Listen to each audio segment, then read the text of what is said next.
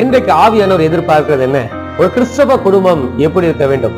சங்கீதம் 115:12 வாசித்தது போல ஒரு கிறிஸ்தவ குடும்பம் எப்படி இருக்க வேண்டும் என்று ஆண்டவர் எதிர்பார்க்கிறார். நீங்கள் கிறிஸ்தவ குடும்பமா இருக்கிறீர்களா?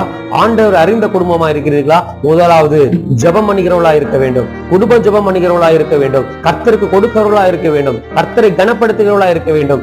ஆராதிக்கிறவர்களா இருக்க வேண்டும். அவர் செய்த நன்மைகளை நினைத்து பார்க்கிற குடும்பமா இருக்க வேண்டும். கர்த்தருக்காக ஊழியம் செய்கிற குடும்பமா இருக்க வேண்டும். கர்த்தருடைய காரியங்களில முன்னிக்கிற ஒரு குடும்பமா இருக்க வேண்டும். அல்லேலூயா.